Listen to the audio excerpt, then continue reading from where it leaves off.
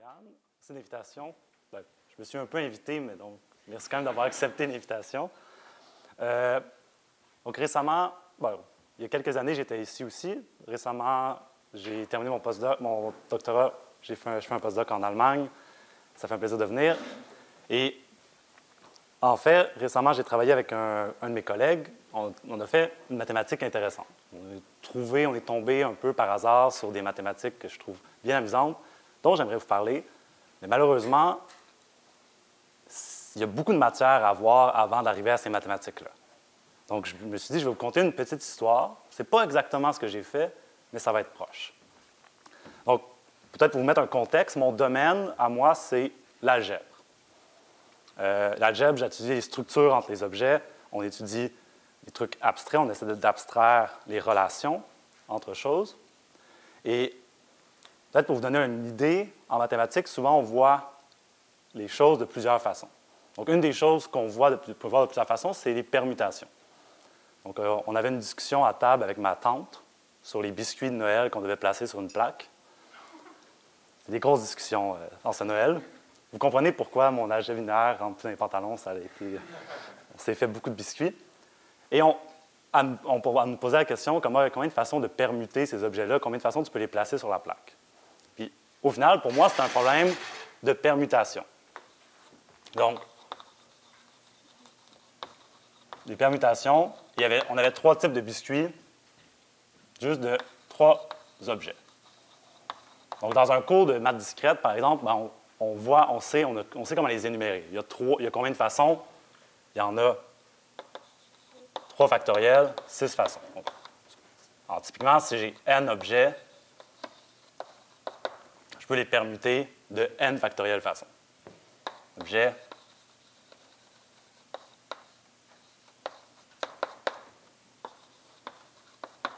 OK. Donc là, il y a une question intéressante, c'est que je peux voir ces permutations-là de plein de façons différentes. La première façon, c'est que je vais juste les énumérer. Si j'ai 3 objets, on va les appeler 1, 2, 3. Je peux les permuter de 6 façons. Donc, la première façon, c'est facile, je ne fais rien, je les permute. Je peux les permuter d'une autre façon. Je peux juste changer les deux. 2, 1, 3. Je peux aussi changer les deux suivants. 1, 2, 3. Je vais permuter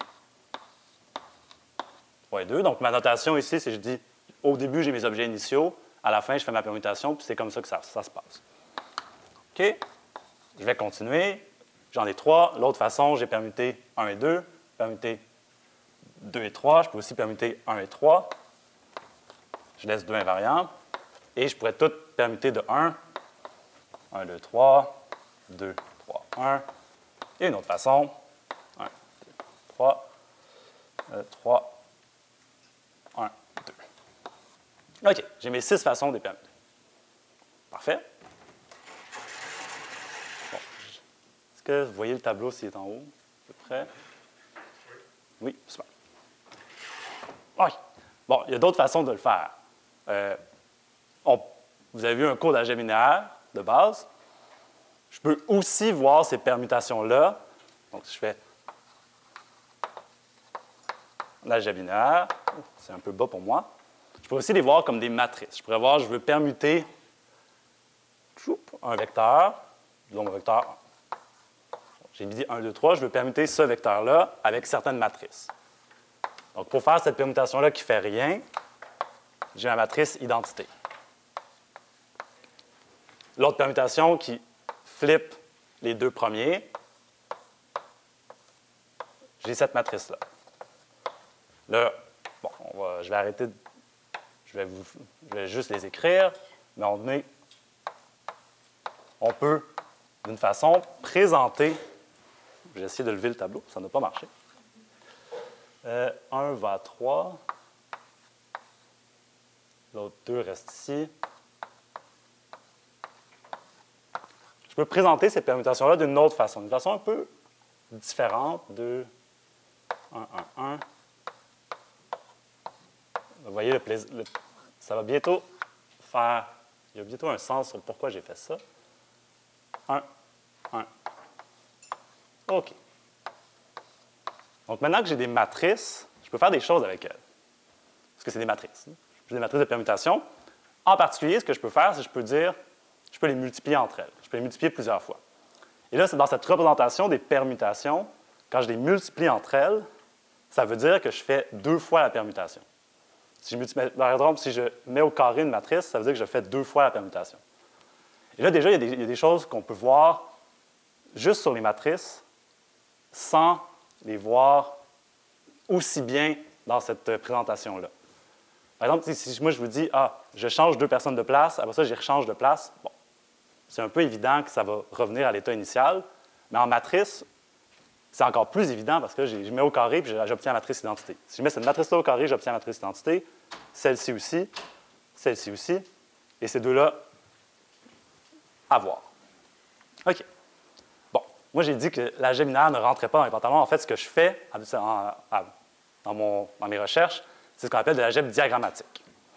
C'est-à-dire que je veux présenter mes objets algébriques avec une présentation qui utilise soit des informations topologiques, soit des informations géométriques. Je veux utiliser des petits dessins qui vont me permettre de faire les calculs d'une façon que je trouve intelligente. Les petits dessins vont beaucoup ressembler à ça. En fait, je vais prendre un petit peu de couleur. En fait, je vais juste m'aider. Je vais me donner un guide et je vais me dire d'où ça va en dessinant quelque chose, comme ça. Donc, ceci, c'est le premier, celle qui ne fait rien. 1, 2, 3. J'envoie 1 à la position 1, 2 à la position 2, 3 à la position 3. Je le fais encore ici. Celle-là est un peu plus. J'envoie 1 à 2, 2 à 1, 3 ici. Je vais arrêter d'avoir mes guides. Peut-être que celui-là, je le fais encore pour le bénéfice de tout le monde. Donc, ça représente celui-ci. Je continue. 3 va à 1, 1 va à 3, 2 reste invariant. Ici, 1 va à 2, 2 va à 3, 3 va à 1. Et ici, on a 1 va à 3, 2 va à 1, 3 va à 2. OK. Donc là, j'ai une structure, j'ai une présentation diagrammatique et je peux aussi faire des calculs avec elle. Donc, autant avec mes matrices, je peux faire des calculs, avec ceci aussi. Comment je fais pour faire des... Donc, un calcul diagrammatique avec mes permutations. Bon, si j'ai 2 permutations, je vais leur donner des petits noms pour que ce soit plus simple. Je vais appeler celle-ci S1, peut-être celle-ci S2. Ça vous va comme petit nom? OK. Je vais multiplier S1 et S2 en plaçant S1 en bas et S2 en haut. Ouais, c'est comme ça que je vais. OK. Donc, je les dessine. Pardon.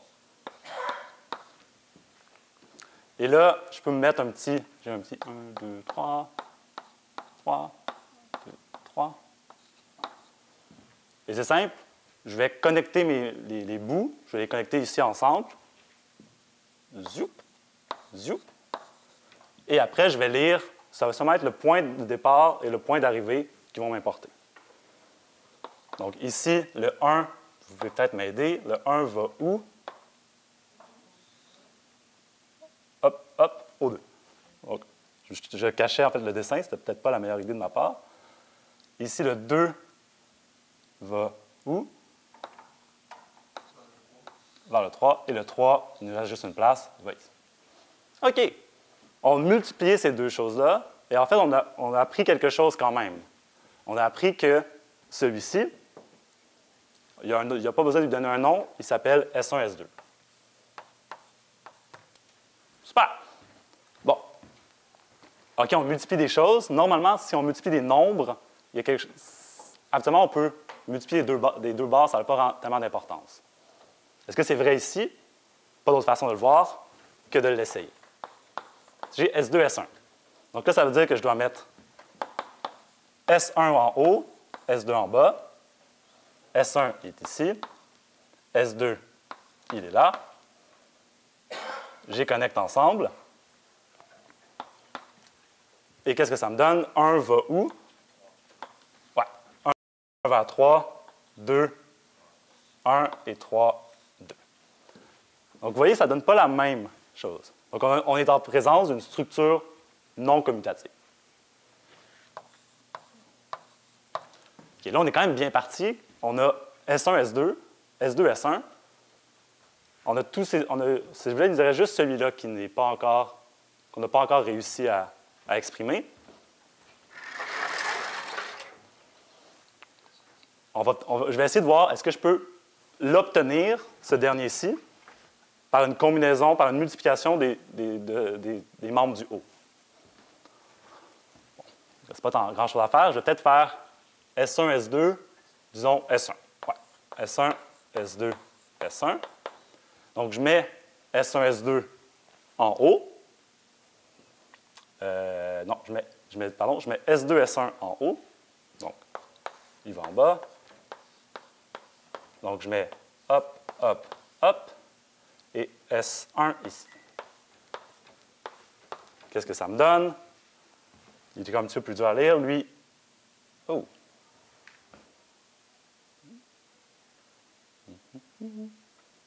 Juste m'assurer que je n'ai pas fait de bêtises. S1, S2. Ah ouais, ça irait mieux si je dessine la bonne chose. Donc, j'ai dit S1, S2, S1. C'est lui. Et là, je mets S1 en bas. Ouf! Sauvé! J'y relis. Donc là, maintenant, on a 1 va à 3. Vous voyez tout? 1 va à 3. 3 va à 1. Et 2 reste invariant. 2 fait un petit tour, mais il reste invariant. OK! Super! Donc ici, on a S1, S2, S1. Ce qui est le fun aussi, c'est, bon, on sait par combinatoire qu'il y en a 6. Ici, on a une structure algébrique, on les a aussi exprimées. Vous pouvez vous convaincre par des arguments qu'il y en a 6, mais là, il y a une petite chose intéressante qu'on peut voir déjà par ce calcul-là. Qu'est-ce qui se passe si, au lieu de faire S1, S2, S1, j'avais plutôt fait S2, S1, S2? D'après vous, ça devrait donner la même chose. On va le faire quand même. Là, on a S1, S2 va en haut. Une petite parenthèse, va en haut. Hop, hop, hop. Et là, j'ai S2 ici. Et effectivement, 1 va à 3, 3 va à 1, et le 2 va à 2. Donc, celui-là, on pourrait aussi l'appeler S2, S2, S1, S2. On a fait avec cette présentation diagrammatique. Parce que moi, je trouve que cette présentation diagrammatique, c'est plus évident pour moi, en tout cas, que mes permutations, en fait, je peux seulement prendre des permutations, des transpositions de proximité pour générer toute permutation. C'est-à-dire que si, mettons, on se brasse toute la classe, en fait, je pourrais la décomposer en juste changer 2 personnes à la fois, 2 personnes adjacentes. Ce qui est un résultat qu'on peut écrire, non? Bon, c'est un théorème. Donc, les permutations, on va l'écrire comme ça, les permutations de n éléments, de n éléments sont générés par les transpositions adjacentes.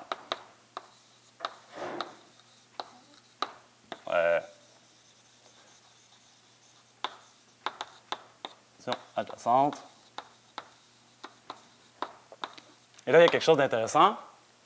On a, dans le groupe j'allais dire groupe de permutations, c'est ce qui se passe, mais dans les permutations, il y en a n factoriel. Et ce que je suis en train de vous dire, c'est que je peux utiliser des transpositions adjacentes pour toutes les générer. Il y en a combien de transpositions adjacentes? Il y en a seulement n-1. N-1. Ouais. Parce qu'on a ici, on a ces deux-là, par exemple, pour les transpositions de 3 éléments. On a juste ces deux-là et on peut générer tout avec celle-ci. OK. Donc là, notre présentation diagrammatique, nous permet, en fait, de découvrir des propriétés sur les objets qui sont plus difficiles à découvrir. C'est très difficile à découvrir ici, par exemple. Avec les matrices, on peut faire les calculs. On pourrait réaliser que ces matrices-là, en effet, proviennent de celles-ci en haut. Peut-être c'est juste moi qui trouve ça plus simple avec des dessins, mais c'est un peu l'idée pourquoi on a fait ça. Donc, voici pourquoi je fais de l'algèbre diagrammatique.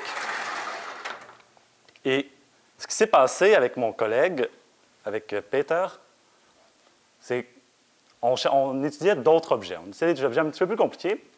Au lieu de permuter des points, donc 3 points, je les envoie d'une seule façon, c'était vendredi, on prenait peut-être une bière. On s'est dit, qu'est-ce qui se passe si je commence à permuter des cercles?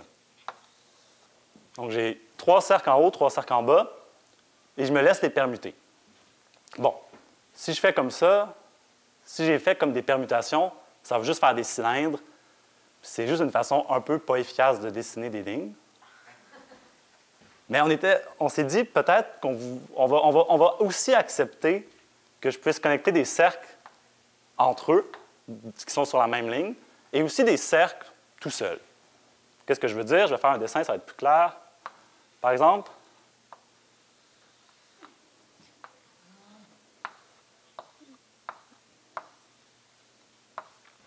donc, je peux avoir des dessins comme ça. C'est ça que l'on va étudier. Notre objet algébrique, ça va être une algèbre avec ces dessins-là.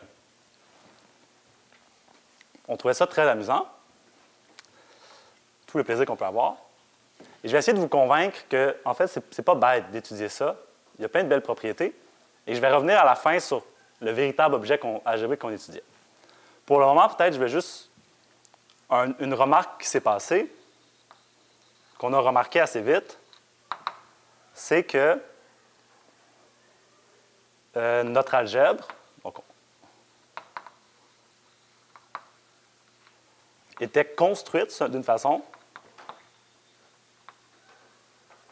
par 2 types d'objets. Par, d'une part, les pantalons. Donc, par un pantalon, je veux dire vraiment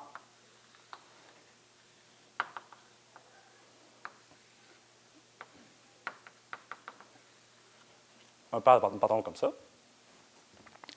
Les chapeaux.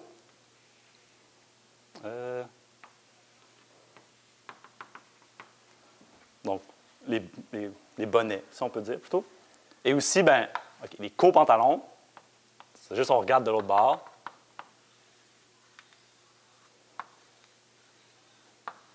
Et les co-chapeaux ou les bols. Comme ça. OK. Bon. Là, maintenant, on parle de pantalon. Je fais un petit détour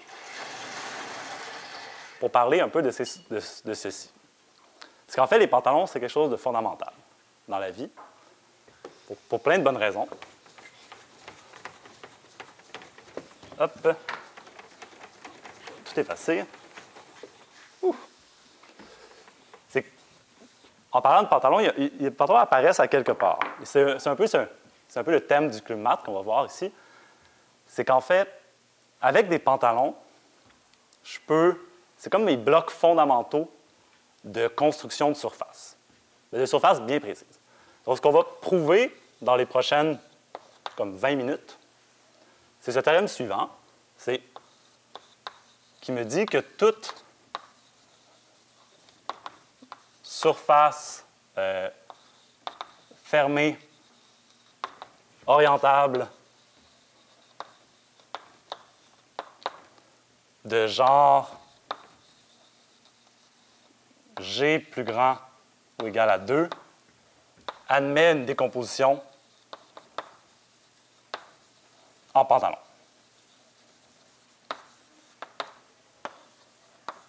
OK. C'est notre théorème qu'on veut prouver. Il manque peut-être un petit peu de vocabulaire en ce moment. Donc, on va dessiner peut-être une surface, ici.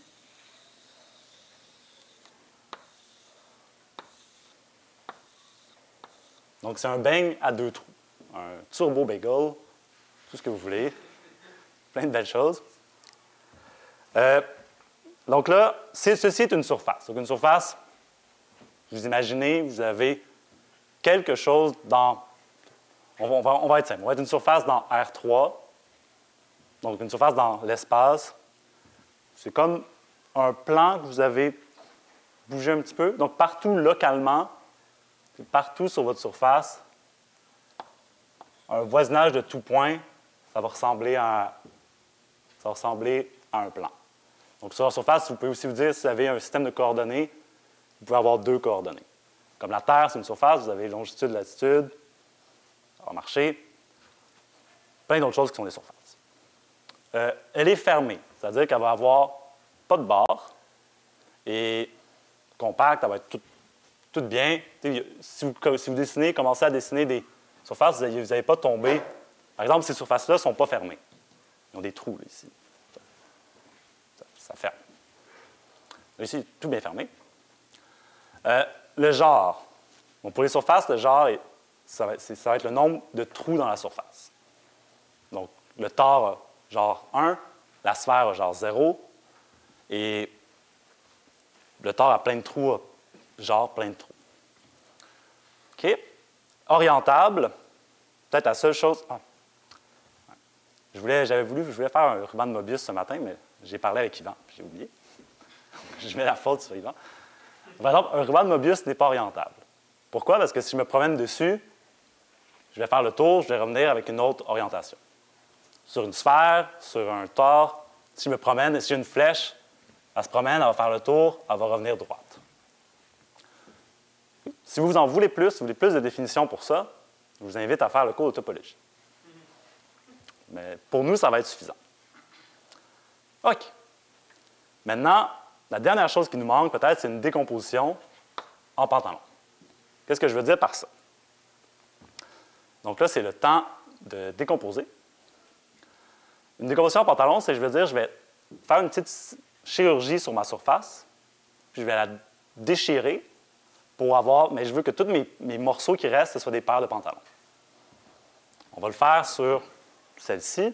Je vais lui enlever son petit voisinage. J'ai 3 couleurs. Okay.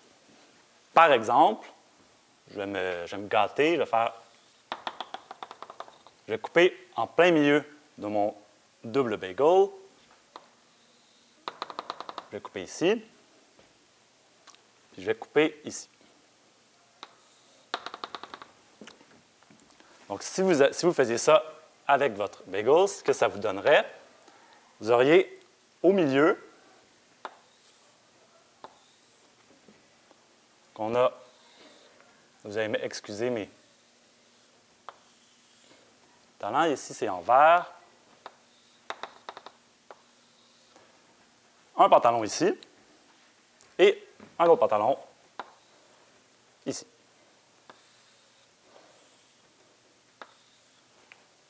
Et celui-là est en bleu.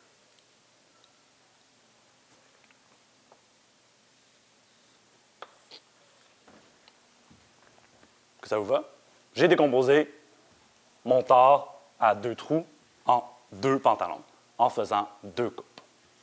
3 coupes, pardon. Et là, moi, je suis quelqu'un qui aime beaucoup les jeux dans la vie. J'aimerais ça vous préparer mentalement. On va peut-être le faire juste ici. Donc, j'aimerais ça peut-être qu'on se convainque quand même que ça fonctionne. On a fait le cas le plus simple.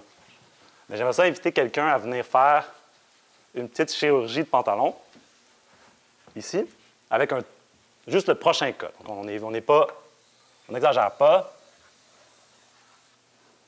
J'ai un tore à 3 trous. J'aimerais ça. Est-ce qu'il y aurait un ou une volontaire pour venir découper cette surface-là en... Élie! Tu as plein de couleurs, si tu veux. Mais je me demandais, c'est quoi comme assez évident que tu peux le faire pour si tu as N trous, c'est pas plus difficile? Si tu as N trous, c'est pas plus difficile? Bien, j'espère que tu as raison. Parce que c'est là où je m'en vais. J'espère que je ne vais pas avoir la fun. Tu peux prendre toutes les craies de couleur que tu veux. Là, je peux finalement prendre une pause et boire de l'eau. Fait que, au bout, tu coupes là, puis là. Super. Puis après ça, ici, tu coupes là.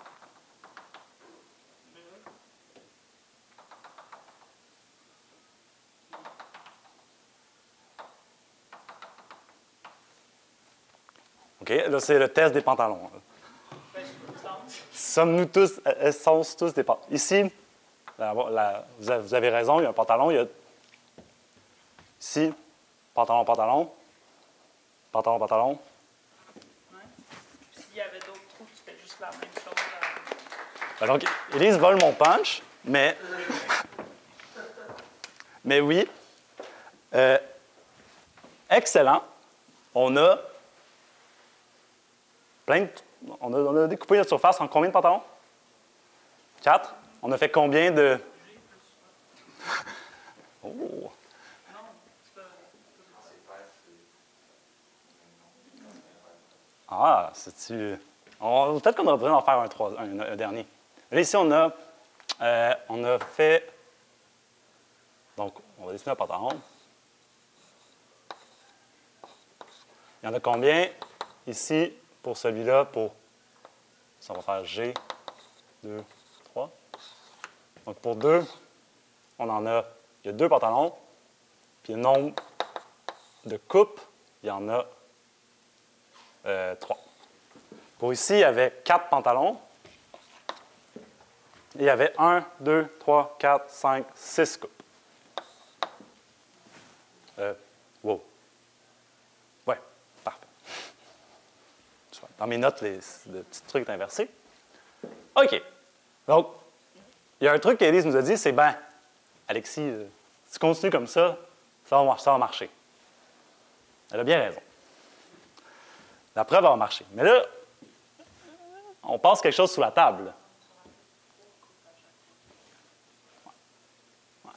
Toute surface fermée, orientable de genre G plus grand que 2, admet une décomposition en pantalon. Moi, je vous ai juste fait pour les torts avec G trou. Il nous manque juste un petit bloc. Je vais quand même écrire un théorème pour que ça soit complet. Les surfaces fermées orientables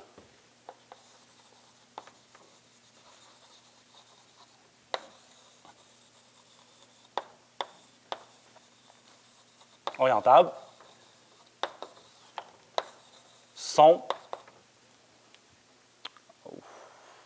on va dire, classées par leur genre. C'est-à-dire qu'on s'entend tous que j'aurais pu faire je peux faire plein de surfaces à 2 trous. Cependant, il n'y a pas 2 surfaces différentes d'une façon que, encore, je vous ai dit, allez voir le cours de topologie pour le faire, mais il n'y a pas 2 surfaces différentes qui ont 2 trous. Ça va tout être similaire. Si c'était en pâte molle, à un moment, je pourrais les remettre comme des tores à 2 trous. Donc, les trous, c'est des invariants topologiques. Et toutes les surfaces fermées orientables, bien, en fait, les seules surfaces qui existent, c'est des tores à n trous. Et la sphère. Ça vous va? Si ce n'est pas orientable, il y a des choses bizarres qui arrivent. OK. Là, je voulais... On va faire... Je regarde le temps. Mais on est chanceux.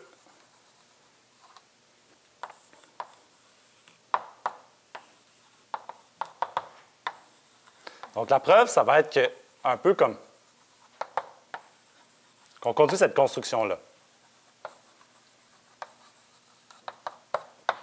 La construction qu'on a faite, c'est-à-dire, grosso modo, je veux faire une preuve par induction. Mon étape 1, donc ça, c'est ma preuve, peut-être une preuve un peu plus, le schéma de preuve pour continuer l'insight d'Élise, c'est ceci. En Allemagne, ils lavent le tableau à chaque fois qu'il efface. ça devient soudainement plus rapide. Maintenant. OK, donc la preuve, c'est, mettons, c'est induction. Donc, étape 1 en induction, ben, c'est, on a décomposé le tore à 2 trous. Étape 2, c'est, je vais vous le faire un petit peu, comme, tu sais, j'ai prouvé mon théorème pour une surface de genre, une surface fermée. J'ai un petit problème si j'ai un tore à n trous, c'est comme un peu, je ne peux pas utiliser mon induction tout de suite. Il faut que je fasse une petite étape intermédiaire. Je vais le prouver pour le pain. Puis après, donc je coupe ma surface, je le prouve pour ce type de surface-là, parce qu'à gauche, je peux ajouter autant de trous que je veux. À droite, je fais juste rajouter la dernière paire de pantalons, comme ça. Et après, mon étape 3, c'est induction totale. Et ça va suivre la même technique qu'Élise. Alors, j'ai une question pour vous. Est-ce que c'est la seule technique? Est-ce qu'il y a d'autres façons de décomposer une paire de pantalons? Ou il y en a juste une? Est-ce que c'est une invariance extrême, les paires de pantalons? En fait, il y a plein de questions qu'on peut se poser. On va les poser peut-être une. Pour la première question,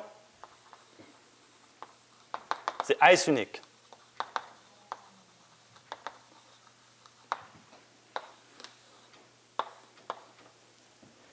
Bon. La réponse facile, c'est de me dire, ben Alexis, si je tasse d'1 millimètre, c'est plus la même. Vous êtes wise, vous êtes wise. Mais il y a d'autres façons, en fait, de couper. Quand je veux dire est-ce que c'est unique, c'est est-ce que toutes les coupes vont être à la fin, mes pantalons sont coloriés un peu. Est-ce que toutes les coupes à la fin finissent avec les mêmes pantalons, avec les mêmes couleurs? Mettons, on fait un sondage à main levée. Est-ce que vous pensez que ça va être les mêmes pantalons à la fin, même couleur? Oui ou non? Donc, pour les oui, pour les non, beaucoup de non. Il y a des gens qui ont dit non. Est-ce que vous êtes prêts à m'en dessiner une autre? Oui. Moi, je pense que j'ai une idée de comment je peux amender mon diagramme pour débarrasser des paires de pantalons. Oh, pour débarrasser? Diminuer? Oui. Wow. Comme pour en avoir moins. Wow. Réfléchis à ton idée, mais on va aller voir si quelqu'un a un autre. Pardon. Ça serait quoi? Tu peux venir la faire. Tu peux vous me demander de la faire, c'est pas. Ouais? Oui. C'est la partie ludique du jeu.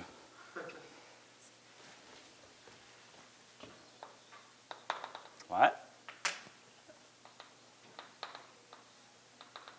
Comme ça.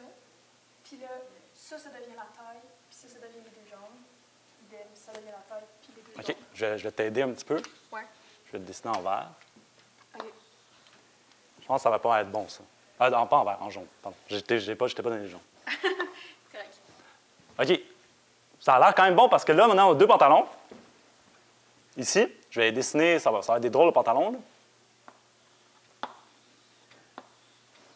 Et là, chaque pantalon va avoir les 3 couleurs.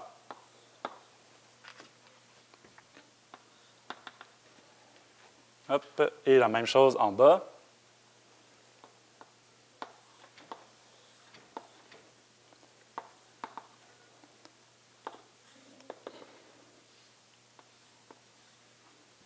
Donc, ici, on avait un paire de pantalons. Il y avait jaune, une autre couleur. Là, ici, on a vert, bleu, jaune, vert, bleu, jaune. Donc, en fait, ces deux découpes-là, c'est pas juste comme tasser d'1 millimètre. Ces deux découpes-là sont différentes, dans un certain sens de différent. Oui? Essayer mon. Ben, Parce que je pense que ça marche pas, mais je sais pas. Ben, vas-y. Pendant ce temps-là, je vais écrire d'autres questions.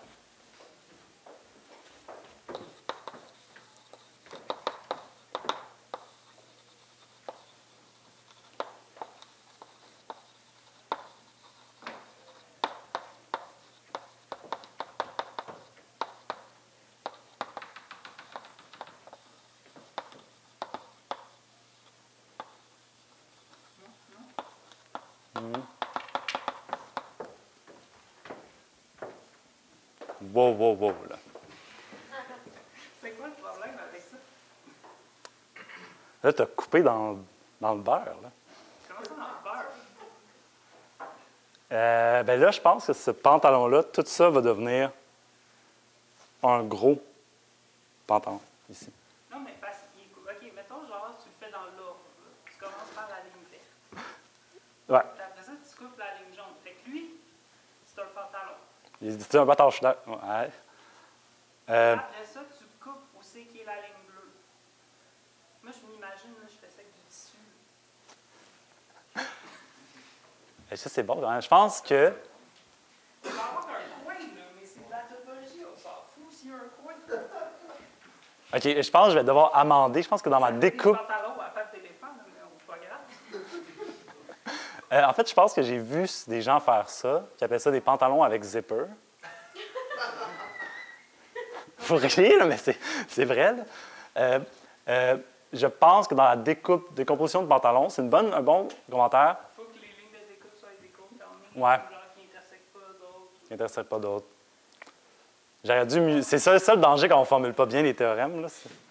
Parce que là, j'étais comme, ben, tu coupes virtuellement le nombre de pantalons par deux quand même quand tu fais ça. Quand tu fais ça. Donc, C'est moins difficile. Mais là, on rajoute plein de règlements. on rajoute des règlements comme dans tout bon jeu. Oui. Mais c'est très... Merci. Oui, si je redonne cette tentation-là, je vais m'assurer d'empêcher les gens d'avoir des zippers sur leurs pantalons. C'est comme ça. C'est comme les poches. Pas de poche sur mes pantalons. Bon. Topologiquement, ça ne change rien, à moins que tu aies eu trop dans le fond de ta poche. C'est souvent ça qui arrive. OK, je vais revenir au pantalon juste parce qu'il ne me reste pas beaucoup de temps. Est-ce unique? Bon, on a répondu à la question. Non. Combien y a-t-il de pantalons y a-t-il?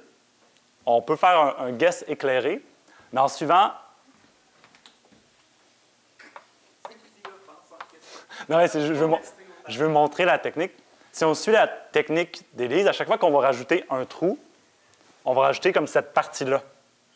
Donc, on va rajouter 2 pantalons et 3 courbes. Êtes-vous d'accord? Donc, il y a pantalon, il y en a 2G, moins 2. Le moins 2 vient d'initialisation. Donc, quand j'ai G2, je suis à 2. Le couple, y a-t-il? Ça augmente de 3 à chaque fois. Puis l'initialisation, c'est à 3. OK. Est-ce que vous êtes satisfaite du théorème? Vous allez pouvoir découper vos pantalons avec zipper ou sans. C'est libre à vous une fois dans l'intimité de votre chambre.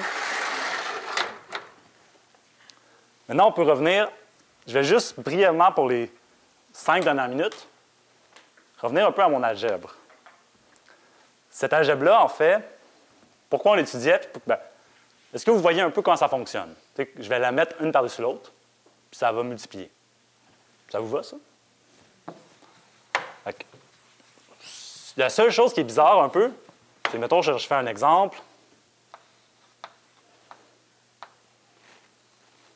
Oups. Bon, je vais faire un exemple. Je vais faire un exemple plus simple. Puis là, je multiplie avec un petit peu.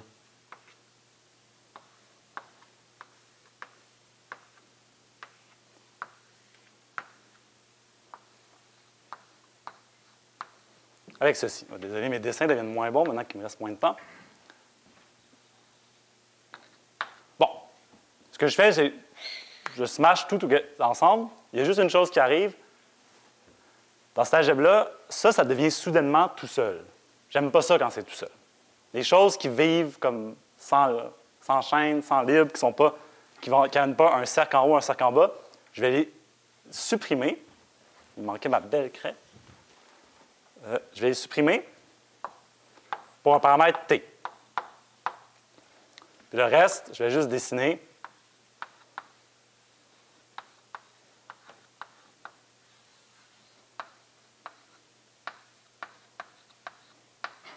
comme ça.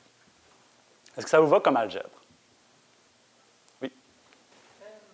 Ton facteur T. multiplicatif, est-ce qu'il dépend Il ne dépend pas du genre. Il dépend Ça, c'est des choses compliquées.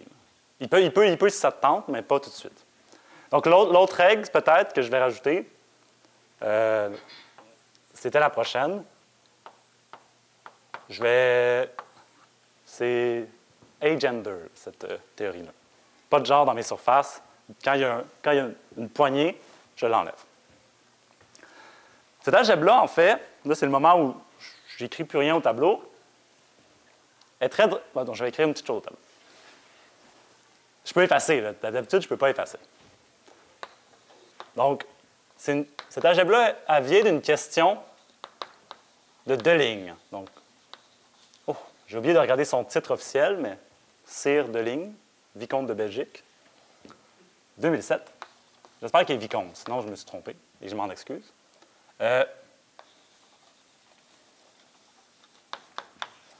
Donc, un peu à la blague, Deligne, en 2007, il pose cette question-là. Comment je peux permuter pi objet? Ou pi ou t objet pour n'importe quoi, n'importe quel t, un nombre complexe. Et il dit, bon, je peux pas permuter pi ou racine de 2 objets, c'est un peu bête. Cependant, est-ce que je peux définir un objet algébrique qui a la même structure, donc un objet algébrique qui va dépendre de t, qui a la même structure que les permutations quand t est un entier, mais qui existe aussi pour les autres. Et en fait, Deligne, il définit, je vais lui donner un autre nom, PA, qui dépend de n et de t, et qui va être, c'est l'algèbre de partition ou l'algèbre de pantalon, qui est cette algèbre-là qu'on a définie ensemble, qui dépend de t ici quand t enlève les surfaces fermées. Et il lui fait un petit massage algébrique et il prouve que cet objet-là, quand il l'augmente, quand il la complète, en fait, quand t est un entier, ça a la même structure que les représentations, qui sont un objet algébrique du groupe symétrique, mais quand ça existe aussi quand t n'est pas un entier. Et c'est quand même un peu abasourdissant que ça puisse exister et qu'au final, c'est pas... C'est quand même... C'est beau, là. Tu fais ça avec des pantalons, ça marche. On peut quand même bien comprendre. C'est un calcul... Tu sais, l'algèbre ici, on peut la comprendre ensemble. On a passé 1 heure. Je pense que si je vous laisse vous amuser avec, vous allez pouvoir le faire. C'est même pas une algèbre si méchante. Le pantalon, ça a dimension... On connaît sa dimension. C'est le nombre de Bell, 2n. Donc, le nombre de Bell, c'est le nombre de partitions de 2n objets. Puis, ça a aussi une formule récursive pour le trouver, mais on peut la faire. Et donc, c'est ça que je voulais vous présenter. Moi, maintenant, en fait, je travaille exactement un peu sur la question d'Élise. Je travaille sur 2 choses. Deligne 2007 propose ça. Chovanov, Sosnanovic propose en 2020, même algèbre, mais là, j'accepte qu'il y a des trous dedans. J'accepte que tous mes cobordistes aient des poignées. Et un peu plus tard, la question que nous, on s'est posée, c'est après, qu'est-ce qui se passe si on décore ces cobordismes-là avec en mettant... Vous vous souvenez des trucs des permutations dessus, les flèches? Qu'est-ce qui se passe si je décore en rajoutant des lignes sur mes cylindres, comme ça? C'est un peu c'est ce qui s'est passé il y a 2 mois, vendredi, un 29 novembre, et que je voulais vous présenter.